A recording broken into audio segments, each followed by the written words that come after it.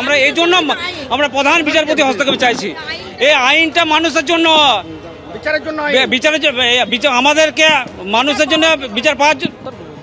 তো এই মুভমেন্টে আমরা চাইছি যে প্রধান বিচারপতি আমাদের হস্তক্ষেপ করে আমাদের এই নরক যন্ত্রণা থেকে মুক্তি দিন, এই বিচার নামা কলঙ্ক থেকে মুক্তি দিন।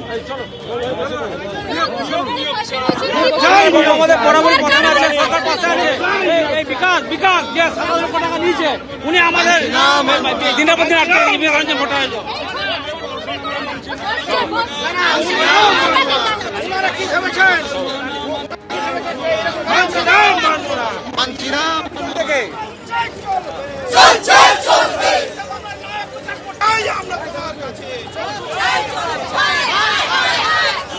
হাইকোর্টের বিচারপতি বিশ্বজিৎ বসু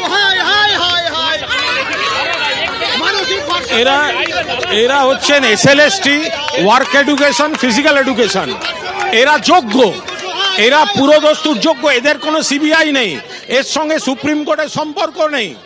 রাজ্য সরকার এদের দাবিতে সাড়া দিয়ে সব আইনি দিক খতিয়ে দেখে এদের নিয়োগ দিয়ে দিয়েছেন, কিন্তু বিকাশ ভট্টাচার্য একটা অন্যায় মামলা করে বিশ্বজিৎ বসুর এজলাসে এদের নিয়োগটা আটকে রেখেছে।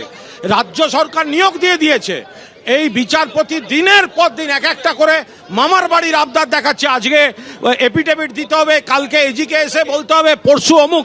তা এতগুলো ছেলে মেয়ে আজকে তো কম, তার কারণ আজকে কোর্ট থেকে সরাসরি চলে এসছে। এদের দাবি অবিলম্বে এটা প্রধান বিচারপতিকে হস্তক্ষেপ করতে হবে। বিশ্বজিৎ বসুর মধ্যে আর একটা অভিজিৎ গাঙ্গুলির প্রেতাত্মা লুকিয়ে আছে, সেটা এদের অভিযোগ। ফলে এটা অবিলম্বে, এদের এতদিন ধরে 61টা হিয়ারিং হয়েছে। এই দুর্নীতিবাজ দলের মুখপাত্র নিজে যিনি দুর্নীতি অভিযোগে অভিযুক্ত, তিনি ছাত্রছাত্রীদের দুর্নীতির সঙ্গে একেবারে আত্মস্থ করবার জন্য তাদের নিয়ে রাস্তায় নেমেছেন। এইরকম ভাবে যে সমস্ত ছাত্রছাত্রীরা তার সঙ্গে যুক্ত হয়েছেন, তাদের কাছে আমার বক্তব্য যে আপনারা এরকম দুর্নীতির সঙ্গে যুক্ত হবেন না।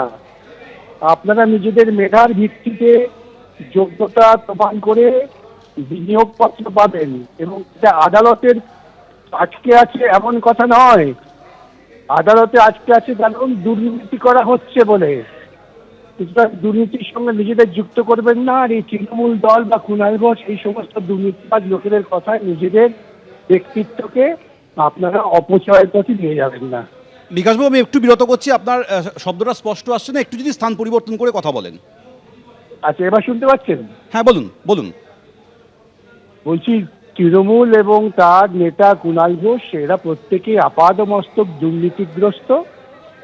তারা ছাত্র সমাজকে দুর্নীতির সঙ্গে আপোষ করবার জন্য তাদের নিয়ে পথে নেমেছেন।